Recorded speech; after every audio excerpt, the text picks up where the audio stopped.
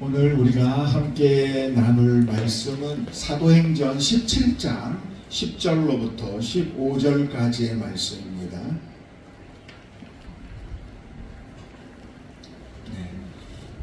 주보 뒷면에도 있고요. 찾으셨으면 우리 함께 한 절씩 교독해서 하나님의 말씀을 봉독하겠습니다.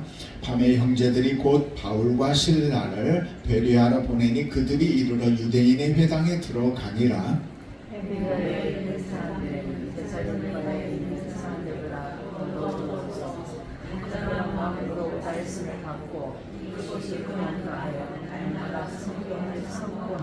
그 중에 믿는 사람이 많고 또 헬라의 귀부인과 남자가 적지 아니하나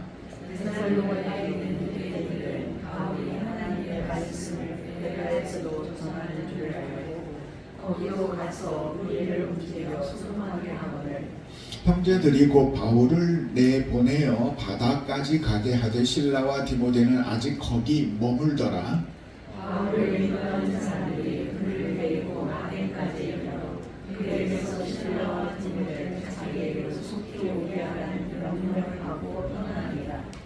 아멘. 사람은요, 아는 만큼 행동할 수 있어요. 복음에 대하여, 하나님에 대하여 아는 만큼 여러분의 믿음을 나타낼 수가 있죠. 자, 우리가 오늘은 저도 한 면을 가득 채우지 않았어요. 5절, 6절의 짧은 말씀인데요. 비교적 본문 말씀을 여러분이 읽었습니다. 대충 눈치를 이렇게 보니까 이전에 데살로니가 교회를 갔다가 거기에서 쫓겨난 바울이 베레아로 갔구나. 베레아로 갔다가 바다 쪽으로 나가더니 아덴으로 갔구나. 이제 여러분이 그걸 알 수 있는 상황이에요. 자, 이 본문을 읽었습니다. 우리가 한번 입장을 바꾸어서 여러분이 앞에 나와서 이 본문을 가지고 설교를 한다고 생각을 해봐요. 그러면 자, 10절부터 15절까지의 이 6절의 말씀에서 어떤 교훈을 생각해 볼 수 있을까요? 갑자기 눈앞이 캄캄해지지 않아요? 제가 한 분을 불러서 앞에 나와서 이 본문으로 의뢰되는 대로 말씀하세요 하면 하실 수 있겠어요? 자, 요리 못하는 사람은요, 재료 몇 가지가 딱 있으면요, 그 재료를 보면서 아무 생각이 안 나요. 파, 당근, 이걸로 뭘 하지? 근데 요리사들은요, 이 재료를 보면 이 재료 이걸로는 이런 요리를 만들 수 있겠다. 최고 요리사는요, 그 적은 요리 가지고도, 재료 가지고도 아주 맛있는 음식을 만들어내더라고요. 사도 바울은요, 에베소 교회예요. 지금 베레아 교회가 아닙니다. 에베소 교회 교우들에게 너희는 범사라는 게 뭐예요? 일상적인 삶 속에서 예수님에게까지, 그에게까지 잘할지라라고 말씀하셨어요. 그러니까 에베소 교회 교우들이 누구를 닮아가기를 원하는 거예요? 예수님을 닮아가기를 원하는 거예요. 그러니까 저도 똑같은 마음이거든요. 오늘 이 자리에 지금 다 여러분이 와 계셔요. 그런데 듣는 귀가 다 좋았으면 좋겠어요. 제가 건강검진을 하는데 소리가 나면 손을 들으래요. 열심히 들었는데요, 안타깝게 나중에 마지막에 하는 소리가 끝에 나는 소리를 못 들으셨어요. 전에는 다 들었는데 작게 하는 소리를 못 듣고 반응을 못했어요. 우리가 사도행전에도 보면 하나님의 말씀을 들으면 그들이 뜨거울 때, 가슴이 뜨거울 때는 어떻게 했냐면, 그러면 우리가 어찌할꼬. 세례 요한이 세례를 베푸니까 세례를 받으러 온 사람들이 전부 다 세례 요한의 세례를 받은 후에 회개하라 회개하라니까, 그러면 우리가 이제는 회개한 후에 어떻게 살아야 합니까? 그러니까 두 번 옷 있는 가정은 가난한 자에게 나눠줘. 군인들은 폭력을 행하지 말고, 이런 교훈들을 주더라는 거죠. 듣는 귀가 따로 있어요. 그리고 이 듣는 귀가 있어야 행동으로 변화가 일어나는 거예요. 아무리 말해도 그게 이쪽 귀로 갔다 이쪽 귀로 지나가면요, 그 사람의 행동은 변하지 않아요. 그러다 보니까 사람들의 영성의 차이가 각각 달라요. 그러다 보니까 또 주님이 그러죠. 먼저 된 자가 나중되고 나중된 자가 먼저 된다. 세상은요, 엎치락 뒤치락해요. 유튜브 영상도 보니까요, 제가 아까 기도할 때도 100년 전에 한국은 폐허였다. 그 과정 속에 우리나라 기업들이나 국제 경쟁력이나 이런 것들 수치를 해놓은 걸 보면요, 마라톤 달리기처럼 가는데 막 우리나라가 저 아래 있다가 막 치고 올라갔다가 중국에 밀렸다가 이런 모습들이 나오더라고요. 먼저 된 자가 나중되고요, 나중된 자가 먼저 돼요. 하나님 나라에서 여러분이 생각하지 못하는 상상 이상의 모습을 보게 될지 몰라요. 거기에서는 전혀 안 보였던 사람이 존귀하게 될 수도 있고요, 야, 대단한 사람이라고 생각했던 사람이 아무것도 아닐 수 있어요. 살아보면서 느끼는 건데요, 야, 안 변하는 사람은요, 끝까지 안 변해요. 말씀으로 마음의 묵은 땅이 기경이 돼야 되는데요, 이 밭이 굳어서 곡괭이 가면 곡괭이가 부러져요. 근데 계속해서 부드러운 땅이 되면 좋겠는데 더 콘크리트가 되고, 그러니 거기에 어떤 씨앗이 뿌리를 내릴 수 있을까요? 교회 안에서도 그러는데 교회 밖에서는 얼마나 더 못된 사람들이 많아요. 그러니까 종교 개혁을 부르짖고 하나님과 말씀으로 다시 돌아가자고 했던 칼빈이요, 예정론을 주장을 했어요. 그 예정론이 뭐예요?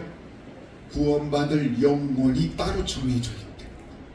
아무리 해도 구원받지 못하는 영혼이 있대요. 하나님께서 이미 그들을 정해놨대요. 아니, 회복하자고 이야기하는 이 사람이 왜 이렇게 예정론을 이야기를 할까요? 안 바뀌는 걸 봐. 도저히 안 바뀔 것 같거든요. 성경은요, 온갖 역설들과 역설이 있어요. 굉장한 모순처럼 보이는 말씀이 한 성경 안에 있어요. 여러분들이 그 성경의 말씀들을 어떻게 조합하느냐에 따라서 성경의 말씀의 의미는 전혀 달라지거든요. 그런데 공부 안 할 수 있어요? 하나님의 말씀을 듣지 않을 수 있어요? 안 듣고 그냥 이해하고 해석하고 들을 수 있나요? 그래서 베드로는 성경을 사사로이 풀지 말라고 했어요. 우리가 가지고 있는 한계가 있어요. 우리의 한계는 이 말씀을 문자적으로 읽으려고 해요. 그것에서 여러분이 벗어나야 돼요. 그렇지 않으면 이 말씀이 존귀하다, 존귀해요. 그 말씀 속에 있는 능력이지 말씀 속의 문자와 성경책 자체가 아니에요. 교회라는 건물이 아니라 교회 안에 있는 그리스도인 성도가 중요한 거하고 똑같은 거예요. 그래서 우리는 살아있는 신앙으로 살아있는 삶을 살면서 살아계시는 성령 하나님이 우리를 도우시고 순간순간 결정할 때마다 선한 길로 인도하시면서 우리는 세상을 바르게 해석하고 내 삶을 좁은 길로 갈 수 있는 거죠. 저와 여러분이 알고 있는 것은 죽음이 끝이 아니라는 거예요. 어떤 사람들은 세상의 연락을 꿈꾸고 있어요. 그걸 누리면서 살기도 해요. 마음대로 다. 우리가 부러워할 만큼. 그러나 그들의 끝이 어떠하다라는 것은 우리는 알고 있죠. 그 뒤에 죽음, 영생이 있어요. 심판이 있어요. 그래서 우리는 오늘 살아가는 이 땅의 삶을 잘 살고 싶은 거예요. 그래서 여기 계시는 거고, 우리의 영혼이 잘 되고 싶어요. 그리고 또 우리의 후손들에게 이 좋은 걸 남겨주고 싶어요. 지금은 이제 많이 사라져 버렸죠. 다단계. 그 다단계의 가장 큰 특징이 뭐였어요? 여러분, 이걸요 잘 쌓아놓으면요 이게 당신 아들 세대로, 다음 세대로 다 유산으로 가요. 뭔가 더 남겨주고 싶은 거 그대로 된다는 거죠. 지난 주중에요, 제가 이제 우리가 비자립교회가 됐거든요. 호남 지역에 전라도, 전라남도, 제주도까지 포함한 호남 지역의 비자립교회들을 위하여 총회가 세미나를 열었어요. 바로 여기 가까운 남북교회에서 했는데요. 시작하는데 예배를 드리는데요, 전 총회장을 했던 전주의 신모 목사가 설교를 했어요. 신명기 20장에 있는 본문이었던 것 같아요. 하나님이 그들과 함께 하셔서 이스라엘 백성이 그 주변 나라들을 치고 이겨나는 그 승리의 삶을 아주 적절하게 이야기하면서 여러분들의 목회와 모든 일들 속에서도 다 승리하고 이기고 할 거라는 이야기를 해요. 그리고 그 말씀을 들었던 교우들이 아멘 아멘 해요. 근데 저는 안 했어요. 딱 그 주간에 여러분 우리 아침 큐티 하시는 분들 계시죠? 그 본문이 딱 민수기예요. 딱 신기하게도요, 그 발람과의 관계, 이 모든 사이에서 우상 섬기고 거기에 범죄하는 그 모습들에 대한 이야기들이 모압 족속과서 이게 참. 근데 그 말씀 큐티에서는 저는 다른 메시지를 전했거든요. 여러분, 우리가 누구를 잡아먹고 누구를 이기고 그렇게 해서 가장 탁월한 1등이 되는 거 아니에요. 하나님은 우리에게 그렇게 말씀하지 않으셨거든요. 싸워 이기는 신앙은 옛날에 어렸을 때 그런 거예요. 지금은요 달라요. 이걸 어떻게 설명을 할 수 있을까요? 어린 아이들에게 여러분이 이야기해요. 크리스마스가 되면 선물을 누가 줬다 그래요? 진짜예요, 가짜예요? 저는 우리 애들한테 산타 할아버지한테 어떤 선물 받고 싶어 얘기했어요. 근데 지금도 크리스마스가 되면 애들에게 야, 산타 할아버지한테 어떤 선물 받고 싶어 하면 애들 피식 웃어요. 무슨 소리 하냐는 거예요. 지금 이 이야기를 왜 하는 걸까요? 구약의 민수기 때예요. 신명기 때예요. 그때의 그 상황들을 놓고 하나님이 그렇게 일했으니 하나님은 오늘도 또 그렇게 일할 거라는 거예요. 그러면 하나님, 우리가 어렸을 때 아이들에게 산타크로스 할아버지를 이야기를 했으면 그것이 이제 자라면 성장해서 또 다른 걸로 가야죠. 그런데 그걸 여전히 옛날 방식대로만 믿어요. 그렇게 신앙생활을 하고 아이들에게 자랐는데 산타크로스가 있다니까 그렇게 계속 주장하는 것 같아요. 그러다 보니 한국 교회가 세상 사람들의 머리는 커졌는데 교회는 옛날 이야기만 하고 있는 거예요. 그렇게 복 받으라고 이야기를 하고 있는 거예요. 그리고 그 소리에 아멘 아멘 하고 있는 거예요. 안타까워요.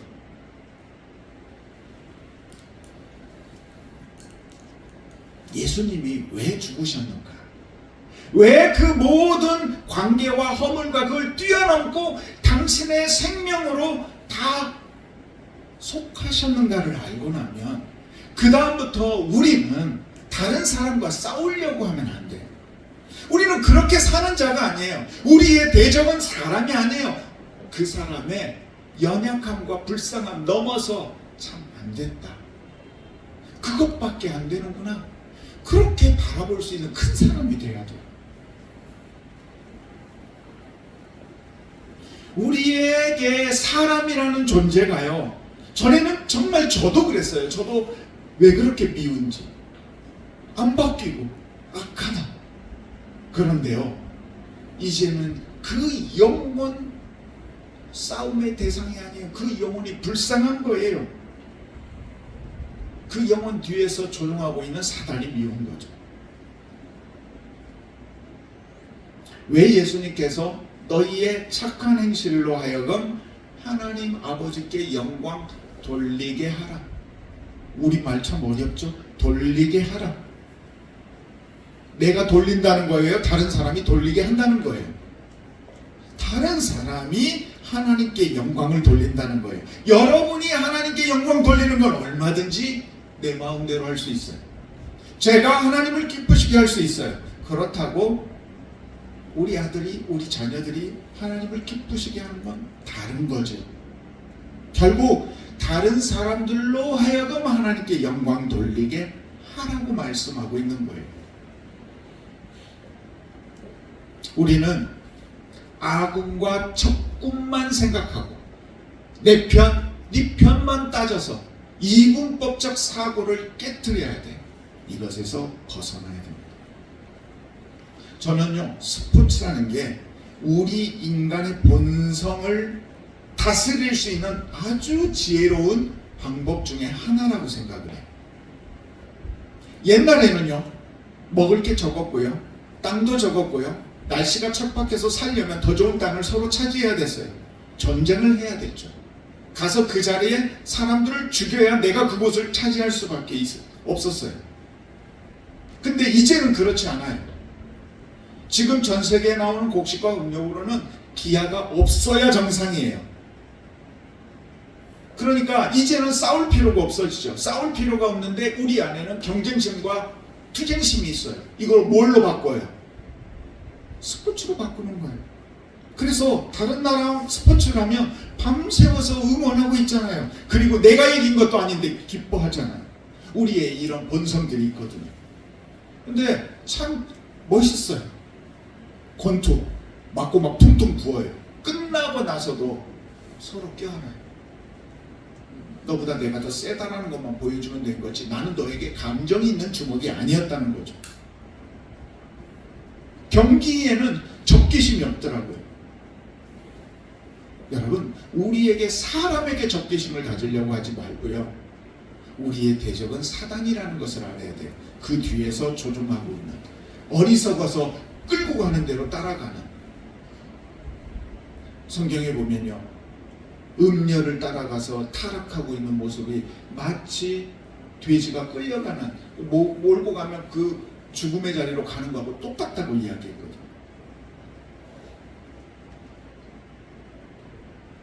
하나님에 대하여도 여러분 생각을 바꿔주세요.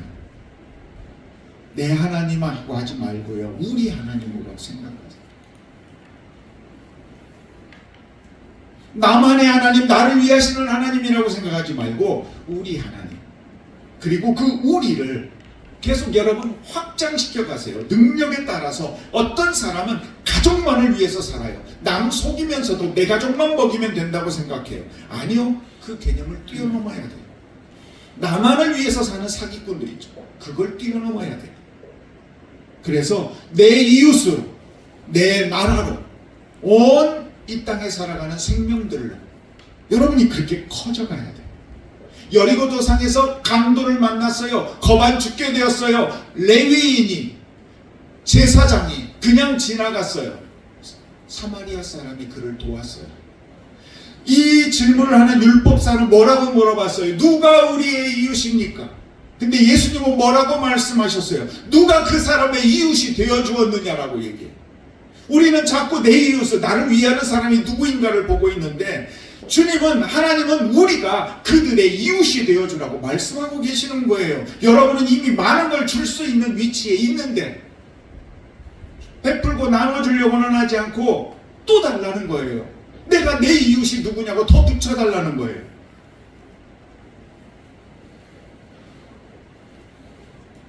물질이 많든 적든 영적으로 더 부자인 우리 기도원 가족 되시기를 주님의 이름으로 축복합니다. 여러분의 삶 속에서 여러분의, 야, 저 사람 산만하구나, 대단하구나, 아파하면 함께 울어주고 같이 즐거우면 웃어주고 힘들어하면 손잡아주고 이런 부유한 자가 되어야 되는 거예요. 다시 말씀드리는데요, 사람이 다 똑같지가 않아요. 진짜 좋은 사람도 있고요, 나쁜 사람도 있어요. 그러다 보니까 우리 카페에 오신 손님 중에 한 분이 자신은 평생 사는 동안 좀 못된 사람만 안 만나게 해달라고 그렇게 기도한대요. 분별력이 좋아도 분별력이 나쁘면 이제 그런 사람들이 꼬이죠. 그러면 이제 당해요. 뭐 열심히 제가 아는 광주의 모 목사님도 참 재산이 의외로 많으셨어요. 근데 요양병원 사기로 노년에 다 잃어버렸어요. 그러니까 분별력이 있다고 해도 못된 사람이 막 옆에 붙어가지고 다 얘기하면요, 안 당할 수가 없어요. 그래서 이런 경험을 차라리 안 하게 해달라고 그렇게 되는데 그게 어디 마음대로 돼요? 오늘 본문도 보자고요. 복음을 전하러 가다가 파손하고 돌에 맞고 죽을 뻔한 적이 여러 번 있었어요. 2차 전도 여행이에요. 그 2차 전도 여행에 빌립보로 갔고요. 그 다음에 간 데가 데살로니가예요. 그 다음에 간 데가 베레아예요. 근데 데살로니가에서 엄청 박해를 받았어요. 바울만 받은 게 아니라 다른 사람들도 같이 박해를 받았어요. 바울을 돕는 사람들까지. 그러니까 급하게 도망을 갔는데 도망을 간 곳이 데살로니가는 그나마 해안 쪽에 있어요. 그러니까 사람들이 많이, 그때 당시 가장 편한 게 배였으니까 사람들이 많이 움직이고 교통의 중심지였겠죠. 그러나 베레아는 내륙이에요. 올림푸스 산을 넘어야 된대요. 그러니까 그곳은 적은 5만 정도 작은 인구가 살고 있고, 그곳에서 그러니까 작은 동네에 산 넘어서 가야 되는 곳이라 잘 알려지지 않은 곳이죠. 근데 그곳에 갔더니 바울이 놀란 거예요. 야, 여기 밭 진짜 틀리다. 데살로니가에 있는 상황의 유대인들과는 다르게 베레아의 회당에 들어갔더니 여기 있는 사람들은 바탕이 틀려서 궁금해하고 알고 싶어 하더라는 거예요.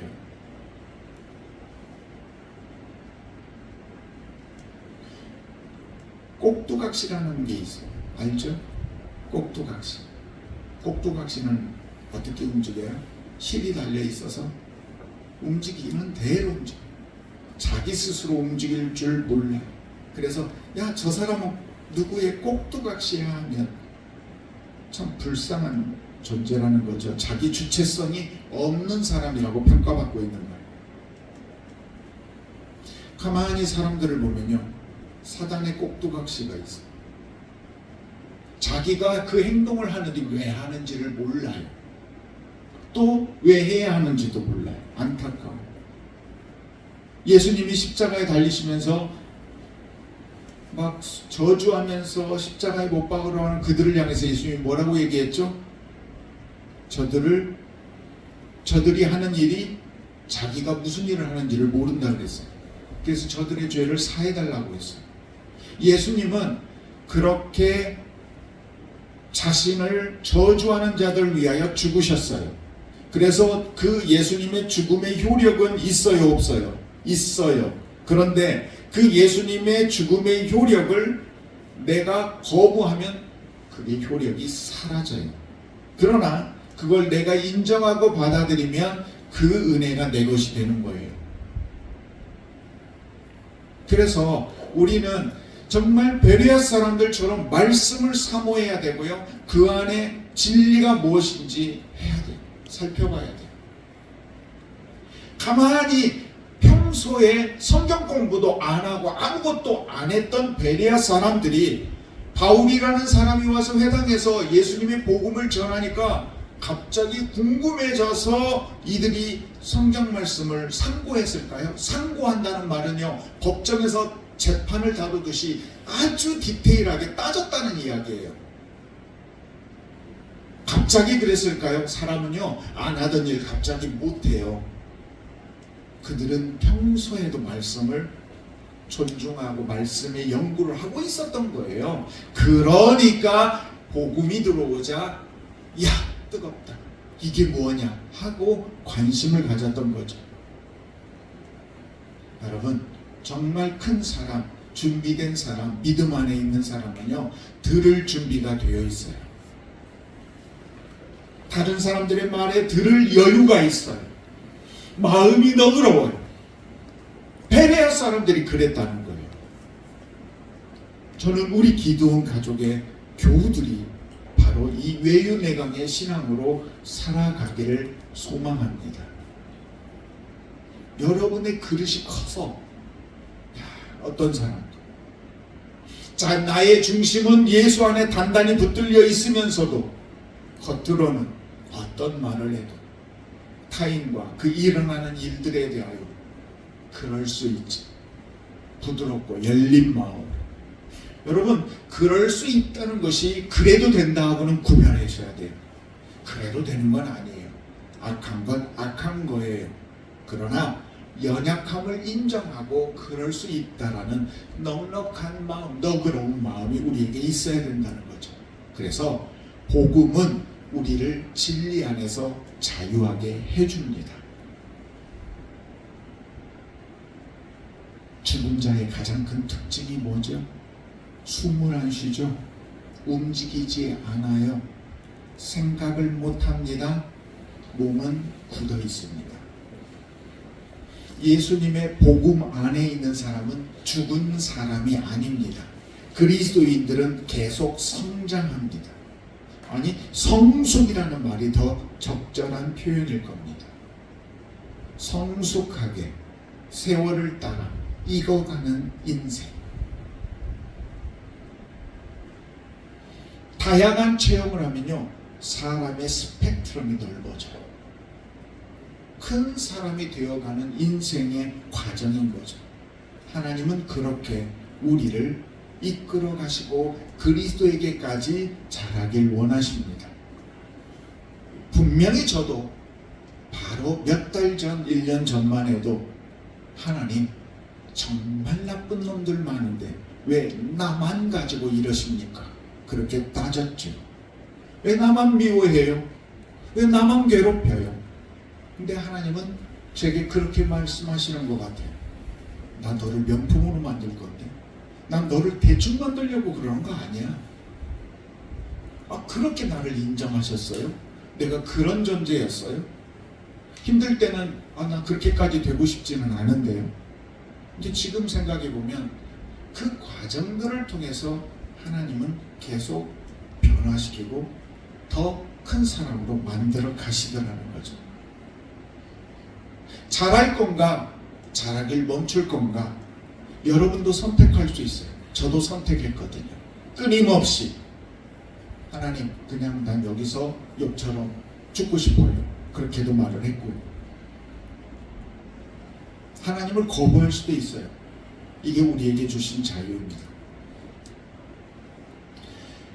우리는 요한복음 3장 16절 말씀 잘 외우고 있죠? 지금도 잘 외우고 있죠? 주일학교회 때 우리가 노래로 배웠잖아요. 하나님이 세상을 이처럼 사랑하사 독생자를 주셨으니 누구든지 그를 믿으면 멸망하지 않고 영생을 얻게 하려 하심이라. 네. 그리고 끝에 요한복음 3장 16절. 근데 저는 여러분들에게 17절과 18절 말씀을 꼭 보시라고 말씀드리고 싶어요. 하나님이 세상에 그 아들을 보내신 것은 세상을 심판하려 하심이 아니요 그로 말미암아 세상이 구원을 받게 하려 하심이라라고 얘기해요. 우리는 하나님 저나 못된 놈 언제 때리는가 심판하는가 볼게요. 하나님의 뜻이 아니래요. 하나님은 모두가 돌이키고 회개하기를 원하신다는 거예요. 그 가운데 어떤 사람은 따를 거고 어떤 사람은 따르지 않을 거예요. 그거에 대하여 18절에서 그렇게 이야기합니다. 그를 믿는 자는 심판을 받지 아니할 것이요 믿지 아니하는 자는 하나님의 독생자의 이름을 믿지 아니함으로 벌써 심판을 받은 것이니라. 아멘. 자, 믿지 않은 사람, 예수님의 이름을 거부한 사람은 이미 심판을 받았대요. 자, 근데 하나님이 거부했습니까? 지금 누가 거부한 거예요? 예수님은 죽으셨어요. 하나님은 모두를 구원하실 계획이래요. 그런데 그것을 거절한 사람, 거부한 사람은 이미 심판을 받았대요. 거부는 누가 한 거예요? 사람이 한 거예요. 하나님이 다 무조건 제가 어떤 나쁜 짓을 하든 구원받기로 예정하신 게 아니고 그 안에서 내가 하나님의 예정하신 구원의 섭리를 받아들이고 수용하면서 은혜 안으로 들어가는 거예요. 이게 각 사람에게 주신, 우리에게 주신 특별한 자유의지라는 거죠. 그래서 하나님 탓 핑계를 못하는 거예요. 베레아 사람들이 복음에 대하여 열린 마음으로 말씀을 진리 속에서 구원을 향하여 한 걸음씩 나아간 것처럼 우리 기도원 교우들도 이 땅의 삶에서 더 큰 사람, 더 너그러운 사람으로 승리하며 살아가시고 구원과 영생을 온전히 이룰 수 있기를 우리 주 예수님의 이름으로 축복합니다. 아멘. 기도드리겠습니다.